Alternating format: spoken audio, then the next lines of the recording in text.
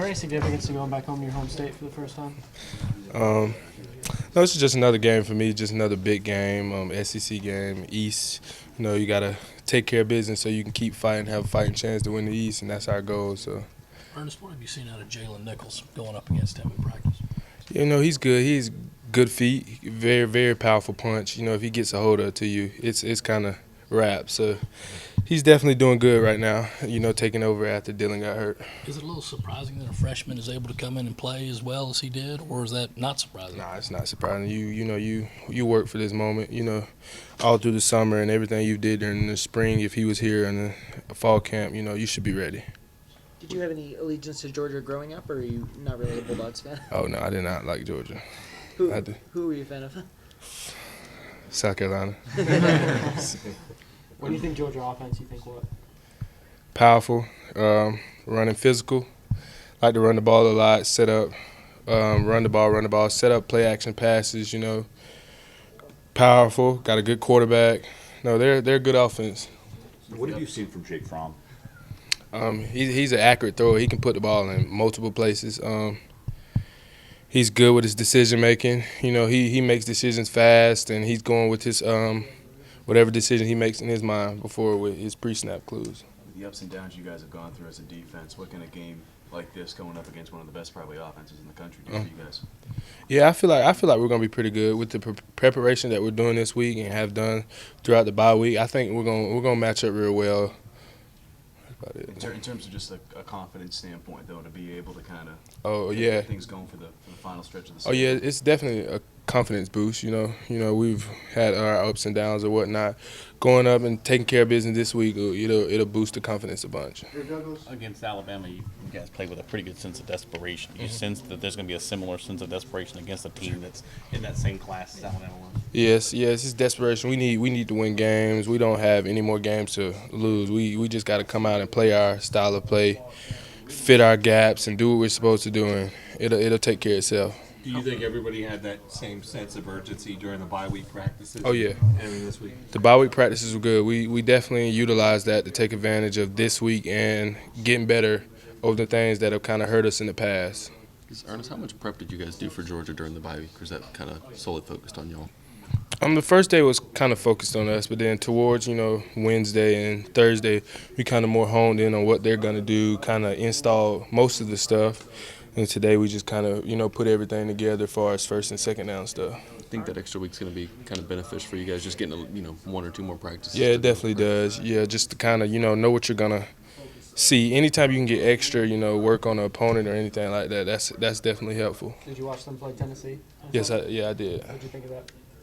Pretty good game. Ernest, that RPO where they throw the slant behind it, how difficult is that from a linebacker's perspective? Oh, it's definitely hard.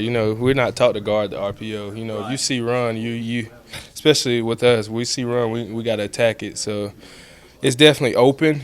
That's just the safeties in the corner's job of squeezing that stuff tight and making the throws harder than, it is with us voiding that space right there behind. Your responsibility there is just to play the run and make them throw that ball. Yeah, we got to play the run. Fromm looks like a guy who Tua and Trevor seem, physically scary. Fromm looks like a guy who doesn't do anything spectacular. You just look up and he's thrown for 200 yards and won. Mm-hmm. From your perspective, as you watch film, is that how it looks, or is there something that I'm missing in the way he plays the game? He's kind of similar to those guys. Both of those guys that you named, they're very smart, and he's another smart guy. Especially when coming up from high school, when you would hear him, and I've watched him play since high school, you could tell how smart he was in his decision making, and that's what separates him from a lot of guys. It's quick with him. He kind of knows where he's going with the ball. He kind of can tell, read defenses, and see what's going to happen before the ball is snapped. Is that frustrating defensively when you can't get to a guy when he seems to make all the right decisions? Does that start to wear on you? You just got to get to him, and then you got to disguise stuff well. Just make him see something that's not really there, and then you roll into a different coverage and stuff like that. Is it frustrating the lack of success you guys have had against Georgia the last couple of years, not being within 14 points? Oh yeah, it's definitely frustrating. Yeah, you never want to lose, especially to some guys that you grew up with and guys you played with and played against. You never want to lose any in general. Period. So I'm looking forward to Saturday. You said you didn't like Georgia growing up. Is there a particular reason? Anything or just? No, it's nothing personal against them. It's just everybody where I'm from just loves Georgia. So not You me. just wanted to be different. Yeah, I wanted to be different. I definitely did, and I can't wait for Saturday. When you see the G on the helmet, what emotions come to mind? Yeah,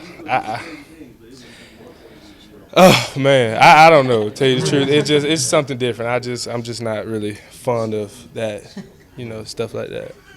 Coach Robinson said, I think at some point last week, that something he wanted to improve on was sort of taking advantage of spots where opponents were pinned kind of close to their goal line. Is that a message he's had for you guys? And what are sort of the challenges of having an offense in those kind of spots? Yeah, that kind of cost us week one. We let out 94, 95-yard touchdown. That cost us. And in games like this, you can't have those big plays like that. So definitely when but Joe, when they pin them deep on punts and stuff like that, we have to take advantage of that because field position equals points on the other end.